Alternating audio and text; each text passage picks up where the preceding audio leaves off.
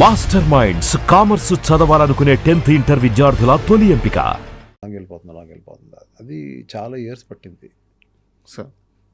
అది మేబీ చాలా మందికి ఉంటుందేమో, క్రియేటర్స్కి ఉంటుందండి. But I taken lot of years. మళ్ళీ డర్టీ హరి తోటి మళ్ళీ we have to come back.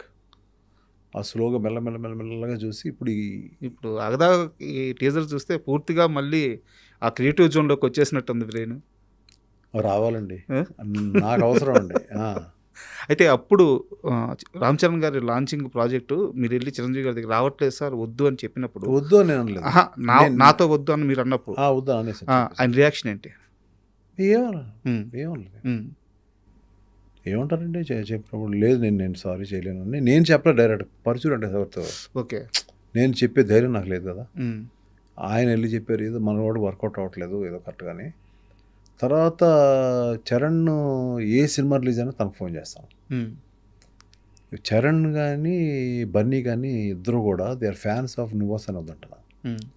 ఆ టైంలో అల్లు అర్జున్ నన్ను వచ్చి ఆ ఫిలింకి నన్ను ఎందుకు కన్సిడర్ చేయలేదండి, అప్పటికే నేను సక్సెస్ఫుల్గా ఉన్నాను కదా, నన్ను ఎందుకు పెట్టుకోలేదని అడిగాడు రోజు. అడిగితే ఫ్యాసినేట్ అయిపోయాడు ఆ సినిమా చూసి. అంటే నేను అన్నాను, బన్నీ నువ్వు రఫ్ అండ్ టఫ్గా ఉంటావు, నువ్వు అలాంటి హీరో అవుతావు, నీకు ఒక ఎకరం పండించమంటే 10 నిమిషాలు పండించేస్తావు. ఓకే, నువ్వు ఎక్కడికో ఫారెన్ వెళ్ళావు, అక్కడ నుంచి తిరిగి వచ్చావు అనే యాటిట్యూడ్లో నేను I'm not able to see you. అందుకనే అబ్బాయిని పెట్టుకున్నాను. వాడికి అంత ఈజీ కాదనిపించింది, నీకు చాలా ఈజీ అనిపించింది. అంటే అమ్మ అంత ఆలోచించాను. Your right sir. అయితే ఒక విషయం చెప్పండి, ఓపెన్గా చెప్పండి. నువ్వు వస్తుంటే నేను వద్దంటున్న సినిమా స్టార్ట్ అయినప్పటి నుంచి షూటింగ్ ప్రాసెస్లో కానీ ఫైనల్ రష్ చూసుకునే వరకు ఆ సినిమా హిట్ అవ్వద్దని ఆ సెట్లో నమ్మిన ఒకే ఒక వ్యక్తి ఎంఎస్ రాజు. మిగతా ఎవ్వరికీ నమ్మకం లేదు, నిజమా అబద్ధం? ఉందండి, ప్రభుదేవకు నమ్మకం ఉంది. ఓకే, మిగతా ఎక్కువ మందికి అందరికీనండి. తీసే కెమెరామెన్ వేణు గారికి, అందులో యాక్ట్ చేసేవాడు అందరికీ 100% ఈ సినిమా బాగా ఆడుతుందండి. కానీ నాకు నమ్మకం ఎప్పుడు పోయిందంటే ఒక స్టేజ్లో పోయింది.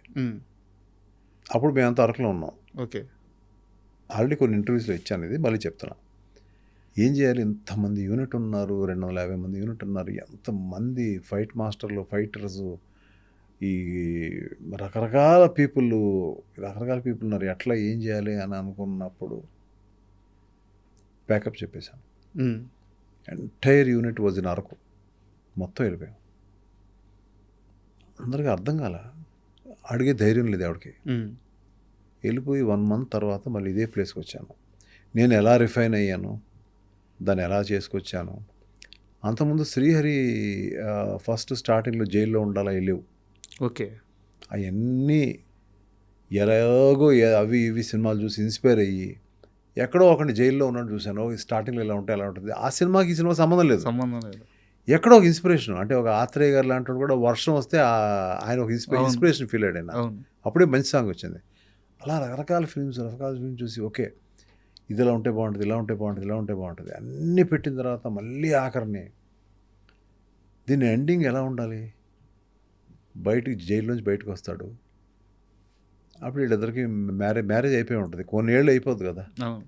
వీళ్ళిద్దరు రిసీవ్ చేసుకుంటారు, అయిపోయింది ఏంటి కదా అంటే వీళ్ళిద్దరూ అన్నయ్య వచ్చే వరకు పెళ్లి చేసుకోకుండా ఉండిపోయారు. స్పాట్లో అనుకున్నామండి, షూటింగ్ జరిగేటప్పుడు స్పాట్లో అనుకుని వాళ్ళకి పెళ్లి బట్టలు తెప్పించి టపటపటపట పెళ్లి బట్టలు తెచ్చి అక్కడికి ఆయన ఎదురుగుండా ఇప్పుడు మీరు వచ్చి మా పెళ్లి చేయండి అంటుందో, దాంతో సినిమా ముగుస్తుంది. అవన్నీ మ్యాజిక్ మూమెంట్స్ అండి అవన్నీ. అయితే ఇంకో విషయం చెప్పండి సార్, ఒక హీరోయిన్ డేట్లు అడిగితే ఏదో డైరీ చూసుకొని ఈ డేట్లకి ఉంటాయి చెప్పడం ఒకటి, లేదా నాకు కుదరదని చెప్పడం ఒకటి. డైరీ ప్రొడ్యూసర్ చేతికి ఇచ్చేసి మీకు ఎప్పుడు కావాలో మీరు రాసుకోండి, మీరు ఎప్పుడు పిలిస్తే అప్పుడు వస్తానని చెప్పడం అసలు ఎక్కడా జరగదు. ఎంఎస్ రాజు గారికి త్రిష మధ్యగా జరగద్దంటే ఏంటిది? అయ్యో Trisha is my all time. అసలు తను చూసుకున్నట్టు, తను నన్ను కేర్ తీసుకున్నట్టు, she for her I'm like a God. అంటే ఒక వర్షం సక్సెస్ అనేది ఎందుకు పెట్టుకున్నాను అమ్మాయికి తెలియదు. అప్పుడు అమ్మాయి క్యారెక్టర్ కానీ ఫేస్ కానీ ఒక సినిమా కుదరక అర్జున్ అనే ఫిలిం పెట్టుకున్నారు. ఓకే ఓకే ఆ ఫేస్ కుదరలేదు. అంటే వాళ్ళకి ఒక వేరే కైండ్ ఆఫ్ ఫేస్ కావాలి. ఆ టైంలో అక్కడ ఉన్న ఫొటోసే కదా అప్పుడు ఇవన్నీ లేవు, ల్యాప్టాప్లో లేవు కదా. ఆ ఫొటోస్ మహేష్ బాబు దగ్గర చూశాను. ఏంటి బాగుంది కదా బాబు అన్న, క్యారెక్టర్ సూట్ అవుతుంది అన్నారని డైరెక్టర్ గారు అన్నారు. ఓకే, నేను పెట్టుకోవచ్చా అన్న, పెట్టుకోండి అన్నారు. అప్పుడు ఆ అమ్మాయి ఆ సినిమాలో లేను, వాళ్ళిద్దరూ కలిసి ఒక్కడే చేశారు, లేను అనే ఒక డిజెక్షన్లో అమ్మాయి ఉన్నట్టుంది. ఓకే. ఆ నుంచి ఫోన్ రాగానే ఒక కేక. వెంటనే మేము వస్తున్నామండి, వచ్చేయమంటారా అంటే, లేదు లేదు నాకు వేరే పని ఉంది, సాంగ్ రికార్డింగ్స్ ఉన్నాయి, నేను అక్కడికి వస్తాను అని చెప్పి టపటపా నేను అక్కడికి వెళ్ళడం. వాళ్ళు ఫ్లాట్లు ఉన్నారు అప్పుడు వాళ్ళు. ఓకే. ఫ్లాట్కి వెళ్ళాం. అప్పుడు లేదు త్రిష లేదు, ఇప్పటికీ గుర్తు నాకు. వాళ్ళ అమ్మ ఉంది, మాట్లాడుతున్నాను, ఉమ్మగారు అది ఇది అని మాట్లాడుతున్నాను. ఆవిడకి నేను పెట్టుకుంటే బాగుండి ఈ సినిమాలో, ఆల్రెడీ రిజెక్ట్ అంటే నా ఉద్దేశంలో రిజెక్ట్ కాదు, క్యారెక్టర్ సూట్ అవట్లా, చాయిస్ కాదండి, క్యారెక్టర్ సూట్ అవట్లా. అమ్మాయిని చూసిన తర్వాత ఫైనల్ చేద్దాం అని అనుకుంటున్నాను నేను. వచ్చింది ఆ అమ్మాయి, మంచి జీన్స్లో వచ్చింది, అది వచ్చి కూర్చుంది ఇక్కడ నేను కూర్చున్నా, అక్కడ కూర్చుంది. ఏంటి చిన్న టమ్మీ ఉంది, ఎక్సర్సైజ్ అన్న. ఓకే అంది. అంటే వాళ్ళకి అర్థమైపోయింది నేను సినిమా పెట్టుకుంటున్నానని. సో వెంటనే ఉమాగారు అంది, వాళ్ళ మదరు, అయితే మీరు సినిమా పెట్టుకుంటారనమాట అంది. అందుకే కదా చెప్పింది. అంతే, ఇంక అక్కడి నుంచి అమ్మాయి వెనక తిరిగి చూడలేదు, సార్ ఒక్క ప్రశ్న అడగలేదు. ఆ అమ్మాయికి ఎంత అభిమానం అంటే, నేనంటే ప్రాణం అమ్మాయికి.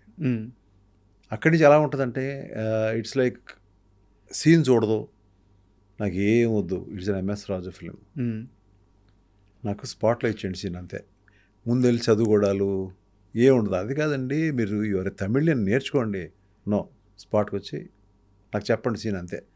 ఆ ప్రశ్న అడగను, ఏం అడగను, ఎక్కడ డ్యాన్స్ చేయమంటే చేస్తాను. 75 రోజులు వర్షం అండి, 75 రోజులు అమ్మాయి మీద వర్షం పడింది. అప్పుడు వర్షానికి వంశీ పైడిపల్లి నా దగ్గర ఆ సినిమాకి పనిచేశాడు. దానికి పనిచేస్తే అసోసియేట్ డైరెక్టర్గా పనిచేస్తే తను మొత్తం రెయిన్కి అంతా ఇచ్చారు సరే. ఓకే. అప్పుడు అమ్మాయి కొంచెం పక్కనేయండి అని అతను చెప్పేది, నడిచివ్వండి గట్టిగా ఇక్కడి నుంచి. సో అట్లా అమ్మాయి కొన్ని సీక్వెన్సెస్ అయితే నా వల్ల కాదు ఏడ్చేది అమ్మాయి. నేను చెప్పాను కదా చాలా కష్టం ఉంటుంది, రైలు వెళ్తూ ఉంటుంది, దూకాలి అని చెప్పాను కదా నీకు. కళ్ళు నీళ్ళు పెట్టుకుంటే అట్లాగా వెళ్ళిపో, నీ ఇష్టం, నువ్వు వచ్చి అలా పట్టుకునేది లేదు, నేను చేస్తాను. అక్కడి నుంచి అమ్మాయి షీ బికేమ్ రియల్లీ క్లోజ్. అంటే మా ఇంట్లో ఫ్యామిలీ మెంబర్ లాగా అయిపోయింది అమ్మాయి. సార్ తను అక్కడి నుంచి నెక్స్ట్ నువ్వు వస్తానే వద్దన్నా, నేను అసలు అమ్మాయిని అనుకోవాలి నేను. ఓకే. ముందు తను కాదు, ఏ అమ్మాయిని పెట్టాలో కూడా తెలియదు, మళ్ళీ ఎందుకు రిపీట్ చేయాలి.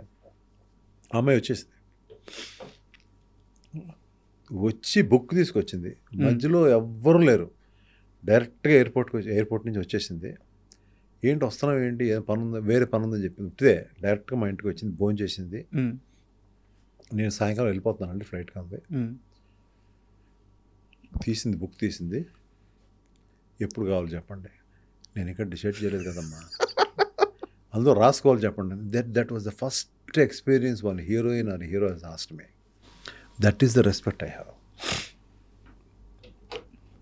రాత్రి 3 గంటలకి మీరు ఫోన్ చేసి ఎవరితో మాట్లాడడానికి మీరు కంఫర్ట్గా ఫీల్ అవుతారు అని ఒక ఇంగ్లీష్ పత్రిక అడిగితే ఓన్లీ ఎంఎస్ రాజు వచ్చింది అమ్మాయి.